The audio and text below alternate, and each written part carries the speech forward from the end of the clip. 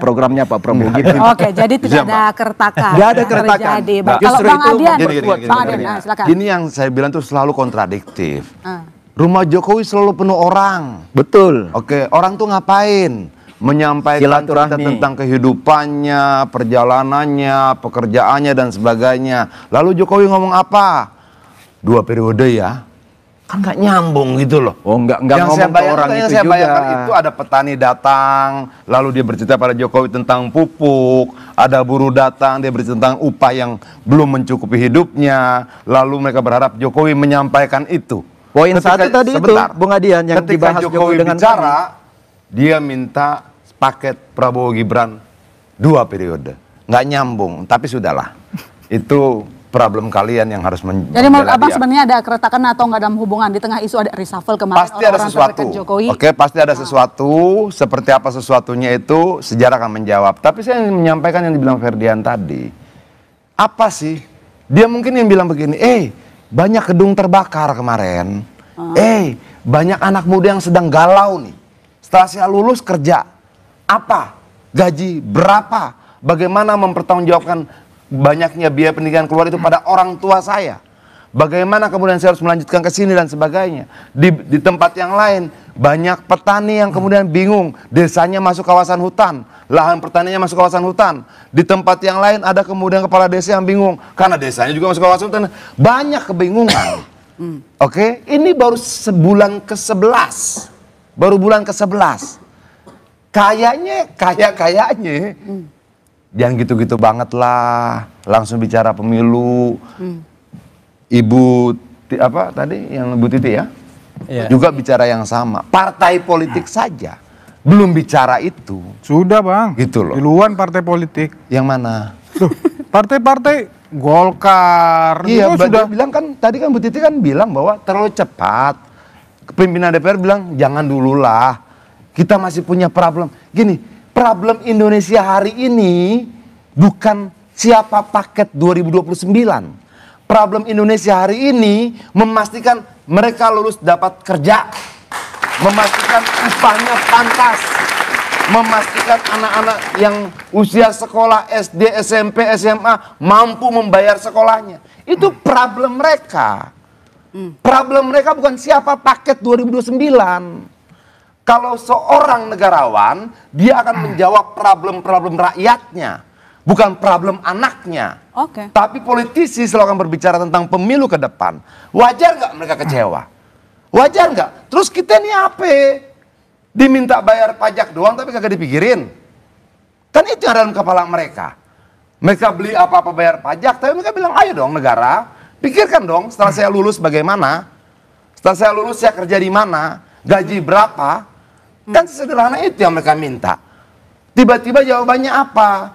Ada bapak bangsa yang jawab, udah satu paket aja 2009. Itu nggak menyelesaikan persoalan. Saya bisa respon.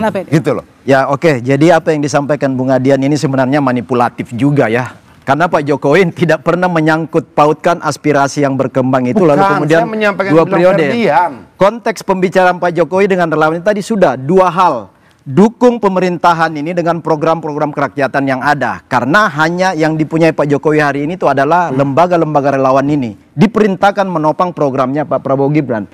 Yang kedua, kalau mau jujur ya, adik-adik mahasiswa demo 25-28 Agustus kemarin itu kan menyasar 6 lembaga negara kan. 17 plus 8 ya teman-teman ya. Ferdian juga pasti masih catat.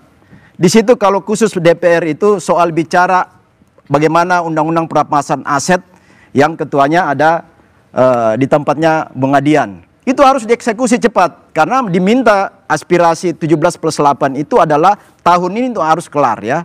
Kemudian tadi soal bicara soal pajak apa segala macam itu kan semua ada di Senayan sana eksekusinya ya. Revisi undang-undang perpajakan. Nah ini harus direspon oleh Bung Adian dan teman-teman. Nggak ada urusan dengan Pak Jokowi hari ini soal-soal itu. Jokowi ini adalah rakyat biasa hari ini, tetapi dia punya kepentingan sebagai negarawan menginstruksikan relawannya menopang semua program kerakyatan Prabowo Gibran. Karena apa? Karena apa? Ya, itu yang keberlanjutan dari gagasan ideologi tadi saya sepakat Bung Hendarsam ya. Kalau kita bicara kenapa kami mendukung Jokowi, bukan Jokowi sebagai manusia Jokowi, tetapi ideologi yang dipunyai Jokowi yang sampai hari ini itu dirindukan masyarakat, itu yang Jadi itu sampaikan tadi itu adalah menyambut pernyataan Ferdian yang sepertinya kita anggap merepresentasikan mereka di sini, tapi yang bisa bicara Ferdian karena dia duduk di situ. Ferdian. Sebentar dulu. Oke. Jadi bukan jangan kemudian ini manipulatif. Jangan dong kemudian kita takut bicara di sini. Beda sedikit. Terus kenapa? Lu nggak berani? Beda sedikit manipulatif. Bung Harun abang kita ini beda juga. Wah, ini yang mau memecah belah. Janganlah. Ya opini itu harus fair, Bung. Sebentar. Opini harus berhentilah fair. Menjadi tiran yang mengintimidasi kita dalam ruangan ini. Gak ada. Tolong. Okay? Masa sekelas Adian kita mau intimidasi? Bukan. Itu kalau mustahil begitu, itu. Sekelas Prof Harun. Bukan. Masa Harun masuk semua omongan Bang Adian, Bang Refli kami aminkan. Sebentar. Sementara narasi kalian adu domba. Menurut saya. Fantasi kalian framing. Menurut saya. Fantasi kalian manipulatif. Masa semua harus kami aminkan? Yang enggak juga. Enggak juga kemudian harus diintimidasi. Ya. Yang mana tidak berani, intimidasi, Bang? Nah, sekarang mahasiswa ini sebenarnya punya pandangan sendiri yang sudah nggak mungkin kita bisa intimidasi kepala-kepala adik-adik mahasiswa apalagi ini. Seorang adik. Mereka sudah matang dalam mengambil sikap. Makanya gue mengambil yang netral. Gue ambil pernyataan Ferdian tadi tentang bagaimana dia sebagai generasi muda merasakan situasi ketidakpastian masa depannya, dan mereka butuh ada elit politik, ada bapak bangsa, ada tokoh bangsa yang berbicara tentang itu. Jokowi sudah ngomong itu. Sebentar. Pernyataan kemudian nanti 2009 tetap bareng ya, kira-kira begitu. Kok nggak menjawab persoalan mereka? Itu yang disampaikan oleh Ferdian tadi. Kalau gue boleh menerjemahkan, kalau salah gue minta maaf. Tapi kira-kira seperti itulah. Kenapa? Karena kita pernah dalam usia mereka. Betul. Saya pernah dalam ketidaktahuan, kegamangan, kekhawatiran setelah lulus bagaimana. Semua yang dan sekarang giliran mereka. Mereka berharap yang lebih dulu melalui proses itu. Jawab dong kekhawatiran kami. Jangan menjawab kekhawatiran seorang bapak terhadap masa depan anaknya, tapi jawablah kekhawatiran anak-anak bangsa yang ada di sini. Nah, jadi, sebentar. Jadi, tolonglah. Jangan bicara pemilu dulu, jangan bicara paket-paketan dulu. Masa iya sih paket pemilu lebih penting dari nasib kami di sini? Kira-kira kan begitu kan? Gitu. Itu yang tadi saya bilang. Itu yang maksud gua. Nggak ada Pak Jokowi membicara soal perjuangan anaknya. Jauh, sangat jauh dari kelas seorang Jokowi. Jokowi itu kelasnya sudah visinya nasional dan internasional. Kemarin ini 3 hari lalu Jokowi diminta lagi menjadi penasehat di Bloomberg New Economics ya. Itu sebuah penghargaan, padahal Jokowi sedang sakit. Apa dia cawe-cawe meminta itu? Enggak.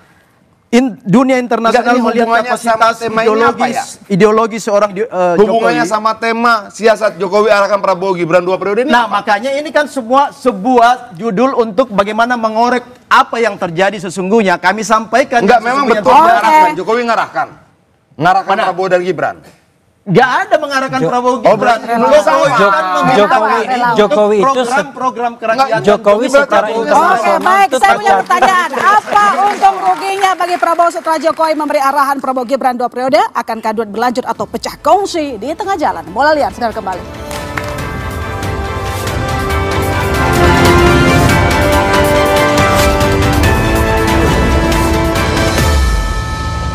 Meski pemilu masih 4 tahun lagi, mantan Presiden Jokowi mengarahkan relawan mendukung Prabowo Gibran 2 periode. Ada apa di balik manuver ini? Memang sejak awal saya perintahkan untuk mendukung Presiden Prabowo Gibran 2 periode. Gibran persoalan